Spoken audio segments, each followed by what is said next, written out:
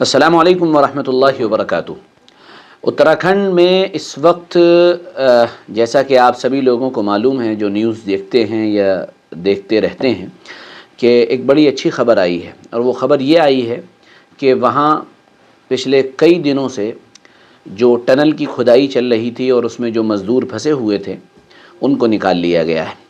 یہاں پر کئی سوالات بھی ہیں کہ آخر ان کو کس نے نکالا، یہ سرنگ کیوں بنتی ہے، اس کو بنائے جانے میں کن کن چیزوں کا استعمال ہوتا ہے، اور اس کو بنایا جانا کیوں ضروری ہے۔ یہ ساری بہت سی باتیں ہیں، اس پر ہم گفتگو کریں گے، اور آخر میں ہم اس ریسکیو ٹیم کے افراد کا نام بھی لیں گے۔ جو مزے کی بات یہ ہے کہ ان میں اکثریت مسلمانوں کی ہے، تو مسلمانوں نے اپنے دیش کے لیے ایک بڑا کام کیا ہے الحمدللہ، تو اس سلسلے میں بھی کچھ بات ہو جائے گی۔ تو ہم اپنی ویڈیو کو شروع کرتے ہیں اس امید کے ساتھ کہ آپ اس ویڈیو کو آخر تک دیکھیں گے اور اس میں آپ کے لیے کافی کارآمد معلومات انشاءاللہ حاصل ہوں گی۔ پہلی بات یہ ہے کہ یہ جو حادثہ ہوا ہے یہ اتراکھنڈ میں ہوا ہے۔ ایک شاہراہ ہے، راج مارگ ہے یمنوتری، اس کے قریب یہ ٹنل یا یہ سرنگ بنائی جا رہی تھی، وہاں پر یہ حادثہ ہوا ہے۔ سوال یہ پیدا ہوتا ہے کہ یہ ٹنلز آخر بنائے کیوں جاتے ہیں۔ ہر سمجھدار آدمی اس بات کو جانتا ہے اور سمجھتا ہے کہ یہ ٹنل اس لیے بنائے جاتے ہیں تاکہ دوریاں گھٹ جائیں، تاکہ مسافتیں کم ہو جائیں، اور ساتھ میں یہ ٹنل اس لیے بھی بنائے جاتے ہیں تاکہ لوگوں کو بہت سی سہولتیں حاصل ہوں۔ ظاہر سی بات ہے، ایک پہاڑ سے چکر لگا کر جانے میں جتنا وقت لگے گا، جب ایک ٹنل اس کی جگہ استعمال ہوگی تو وہ فاصلہ گھٹ کر بہت تھوڑا رہ جائے گا، اسی لیے اس طرح کی سرنگوں کو بنایا جاتا ہے۔ اچھا، اب سوال یہ پیدا ہوتا ہے کہ یہ حادثہ ہوا کیسے۔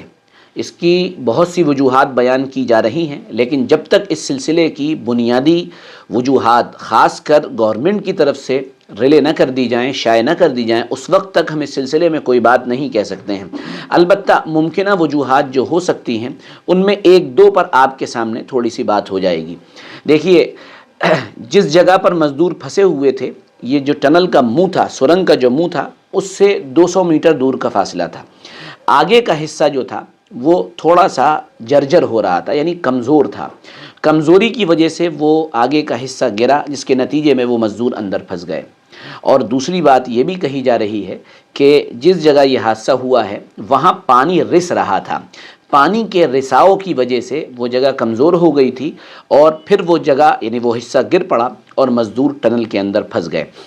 ظاہر سی بات ہے، یہ 40 مزدور تھے، گویا کہ 40 گھرانے ان سے متعلق تھے، اور پھر ہر ایک کا تعلق نہ جانے کتنے لوگوں سے تھا۔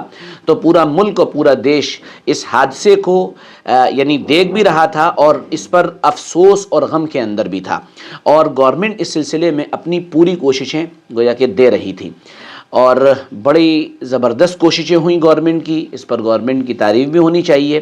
امریکہ تک سے مشینیں منگائی گئیں تاکہ اس ٹنل سے جو پھنسے ہوئے لوگ ہیں ان کو نکالا جائے، لیکن امریکہ سے آنے والی ٹیم بھی ناکام ہو گئی، اور ان کی لائی ہوئی مشین بھی غالباً ٹوٹ گئی، جو کافی مہنگی تھی۔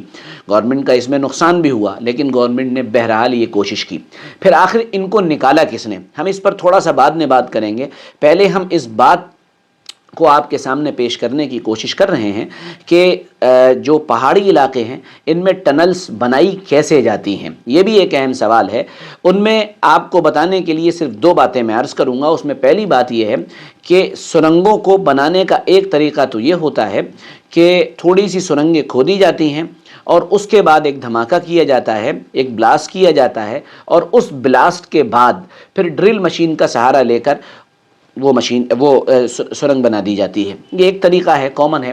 اور دوسرا طریقہ یہ ہوتا ہے کہ بورنگ مشینوں کے ذریعے سے کھدائی کی جاتی ہے، اور پھر اس کے بعد اس ٹنل کو بنایا جاتا ہے، تو وہ کھودتے چلے جاتے ہیں اور ٹنل بنتی چلی جاتی ہے، یعنی کنکریٹ جو بجری وغیرہ ہوتی ہے، سیمنٹ وغیرہ سے اس کو کورڈ کر دیا جاتا ہے تاکہ اوپر کا پریشر نہ پڑے اور وہ سرنگ سیف بن جائے۔ ظاہر سی بات ہے، یہ دوسرا طریقہ جو ہے یہ زیادہ بہتر ہے اور اس کے اندر رسک کم ہے، لیکن مسئلہ تب آتا ہے جب بہت اونچی جگہوں پر یہ سرنگیں یا ٹنلز بنائے جاتے ہیں۔ وہاں پر مشین ایک تو لے جانا ایک بہت بڑا مسئلہ ہوتا ہے، اور دوسری بڑی بنیادی بات یہ ہے کہ وہ مشین اتنی وزنی ہوتی ہے کہ اگر اوپر کسی پہاڑ پر رکھی جائے، کسی چٹان پر رکھی جائے اور وہ اپنا کام کرے، تو اس کے نتیجے میں اس چٹان کے نیچے آنے کا ڈر ہوتا ہے، اور یہ بھی ڈر ہوتا ہے کہ اس چٹان کے ساتھ اور بھی پہاڑوں کی جو مضبوطی ہے، جو استحکام ہے، ان کو نقصان نہ پہنچے۔ الغرض یہ دو طریقے ہیں جن کا استعمال ہوتا ہے، اور اکثر و بیشتر اسی طرح سے یہ سرنگیں اور یہ ٹنل بنائے جاتے ہیں۔ جہاں اونچائی زیادہ ہوتی ہے وہاں پہلا طریقہ استعمال ہوتا ہے، اور جو تھوڑی نسبتاً کم اونچی جگہیں ہوتی ہیں وہاں پر یہ دوسرا طریقہ کارگر ہوتا ہے، مشینوں کے ذریعے سے، بورنگ کے ذریعے سے کھدائی کا۔ الغرض یہ سرنگیں بنانے کا طریقہ ہے۔ اب ذرا سوچنے کی بات ہے کہ اس ریسکیو آپریشن کے اندر پورا ملک دیکھ رہا تھا، اور ملک کی اچھی سے اچھی ٹیکنالوجی اس میں استعمال ہوئی ہے، اور یہ بھی غور کرنے کی بات ہے کہ امریکہ تک سے مشین منگائی گئی ہے، اور منگانے کے بعد اس کا استعمال کیا گیا ہے، اور وہ گویا کہ ٹوٹ گئی، یعنی وہ بھی کارگر ثابت نہ ہوئی۔ پھر اس ریسکیو آپریشن کو کس نے کامیاب بنایا، یہ بڑا سوال ہے۔ پورا ملک اس سوال کو اور اس بات کو دیکھ رہا ہے، اور اس طرف یعنی اس کی پوری توجہ ہے کہ آخر وہ کون سے جانباز اور بہادر تھے جنہوں نے اس ریسکیو آپریشن کو کورڈ کر لیا ہے، یعنی گویا کہ اس کو کامیاب بنا دیا ہے۔ تو یہاں پر میں صرف اتنی بات کہنا چاہوں گا، یہ دلی کا ایک گروپ ہے جس کا کام اسی طرح کے ٹنلز میں پھنسے ہوئے لوگوں کو نکالنا یا ریسکیو آپریشن وغیرہ کرنا ہوتا ہے، ٹھیک ہے۔ اب اس کے ممبران کون ہیں، یہ ذرا توجہ سے سنیے گا، میں نے شروع میں بھی اشارہ کیا تھا۔ اس کے جو ممبران ہیں، کام کرنے والے ہیں، ان میں ایک صاحب ہے، ان کا نام ہے منا قریشی، ایک کا نام ہے وکیل خان، ایک کا نام ہے فیروز خان، اور اس کے علاوہ غیر مسلم بھی ہمارے بھائی وہ بھی اس کے اندر شامل ہیں، لیکن سرکردہ ممبران وہ یہی لوگ ہیں، اہم ممبران وہ یہی لوگ ہیں۔ ان کی قربانیوں سے 40 گھرانے آج بچے ہیں، اور 40 گھرانوں میں خوشیاں لوٹی ہیں، جن کی سانسیں کئی دنوں سے اٹک رہی تھی کہ ہمارے پھنسے ہوئے باپ، بھائی یا رشتہ دار یا اعزا اقربا کا کیا ہوگا۔ گویا کہ ان گھروں کے اندر ان نوجوانوں کی ٹیم نے خوشیاں پہنچا دی ہیں۔ قابل مبارکباد ہیں یہ لوگ جو اس طرح کے کام کر کے دیش کا سر فخر سے اونچا کر رہے ہیں، اور قابل مبارکباد ہیں منا قریشی صاحب اور ان کی پوری ٹیم جس نے اس ریسکیو آپریشن کو مکمل کیا اور کامیابی کے ساتھ مکمل کیا۔ گویا کہ وہ پوری نیشن کی طرف سے، پورے ملک کی طرف سے، پورے دیش کی طرف سے وہ اس وقت تعریف کے بھی مستحق ہیں، اور اللہ تعالیٰ جن کو گنجائش دے وہ ان کو انعام اور اکرام سے بھی نوازے۔ امید ہے کہ ہماری جو علاقائی گورنمنٹ ہے، جو ہماری صوبائی سرکار ہے، راجیہ سرکار ہے، وہ بھی ان کو انعام دے گی، اور ہماری سینٹرل گورنمنٹ کی طرف سے بھی اس سلسلے میں کچھ نہ کچھ انعام کا اعلان ہوگا۔ بہرحال ان کی طرف سے اعلان ہو یا نہ ہو یہ تو مجھے علم میں نہیں، ہوا یا نہیں ہوا پتہ نہیں، لیکن ہمارے مخدوم محترم حضرت مولانا خلیل الرحمن سجاد نعمانی نے اپنی ایک ویڈیو کے اندر باقاعدہ اس کا اعلان کیا ہے کہ ان لوگوں کے پتے بتائے جائیں اور ان لوگوں کو دریافت کیا، یعنی ان کے اصل اور حقیقی جائے رہائش کو پتہ کیا جائے، تاکہ ان کو انعام اور اکرام سے نوازا جا سکے۔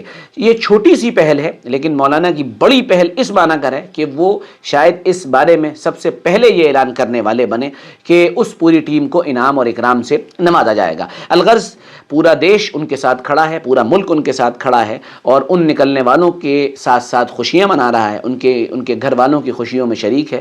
اللہ تعالیٰ اس طرح کے ناگہانی حادثات سے ہم سب کو بچائے، محفوظ رکھے، اور اپنے کرم سے دامان عافیت میں ہمیں بھی اور ہمارے ملک کو بھی رکھے، اور اپنا کرم اور فضل فرمائے۔ جزاکم اللہ۔ السلام علیکم ورحمۃ اللہ وبرکاتہ۔